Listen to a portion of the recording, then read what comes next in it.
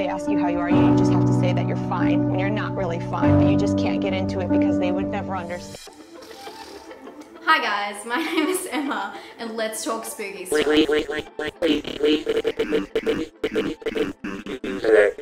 I do not want to be here today. Oh my god, I feel like you all must feel my pain though, and that's why I'm here. And for those who have no idea what I'm talking about, I'm gonna be honest, I don't even want to acknowledge this epic fail.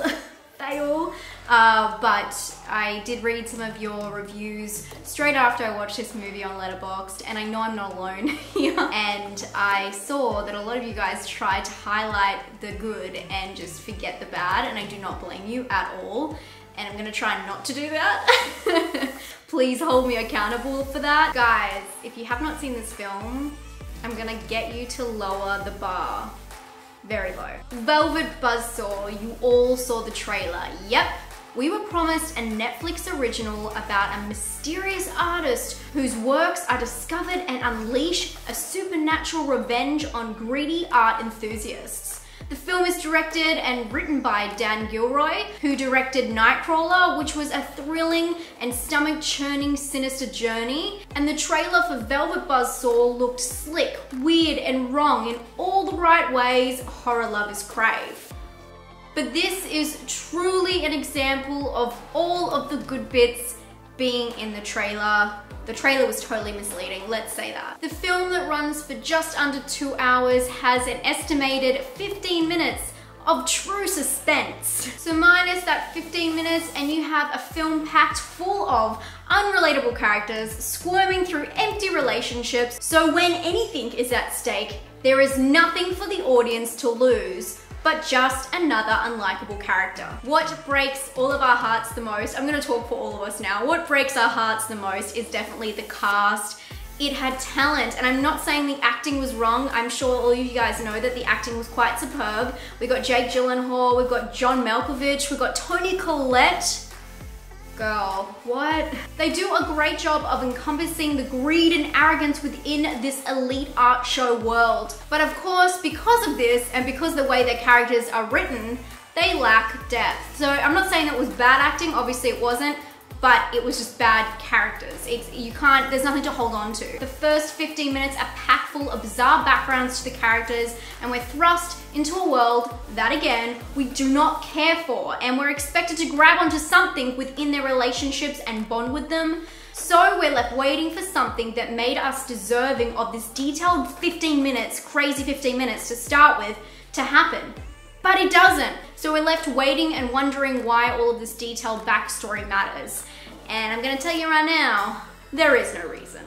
And don't get me wrong, the intent of a satire horror piece on the art world was not lost on me. But the horror element was lost on me. I felt like this film tried to stay as far away as possible from the normal horror movie tropes and tell us a different side of the story. Because it's very typical in a horror movie where we find out about a haunted item and it's connected to the main character, and then the main character goes back and researches the origins. We've seen that. So this film attempted a different route, staying clear completely of the deep search and the more sinister part of the story, the history of the art. That's what we were all expecting, a history about this artwork that made it haunted.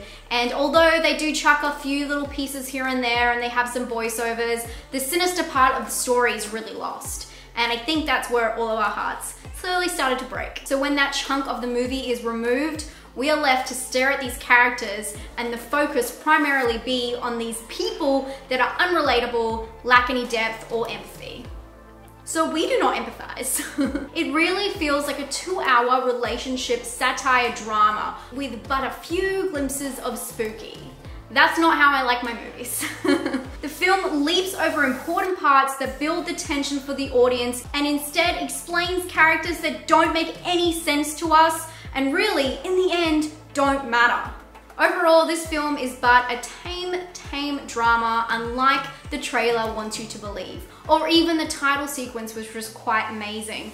But when you get to about halfway through, that's when it sinks in. Because that is when you realize that whatever you were hoping for in this film, whatever you were hoping the characters would build into, it's just not gonna happen. And it starts to sink in your heart and your mind that these characters, they're not important because this film doesn't really bring anything to the table. Great idea, huge disappointment. I'm giving this one a 5. I don't even want to talk about originality and scare. I was so disappointed by this film, and I'm so sad to say that. I do not take that lightly at all. This was one of my highest anticipated. I know it wasn't in my 2019 anticipated video, but it was because the trailer came out the week after, and I'm gutted, man. Jake Gyllenhaal is like my fave, and Toni Collette, you know, John Malkovich. Yeah, I didn't want to make this video, but I had already put it down before I saw it. I marked it in my calendar. I was so excited. And I felt like, if anything, it's probably therapeutic for me, and it might be for you. Let me know what you guys thought of Velvet Buzzsaw, and if you did enjoy it, I'm so happy that you did. Please let me know what you liked about it down below. I am very aware this is just my opinion, but thank you for letting me share it online, guys. I'll talk to you very soon. Stay spooky. Bye. And by the way, if you heard any noises during that recording, it's my dog. He's not having any of this. He hates Velvet Buzzsaw.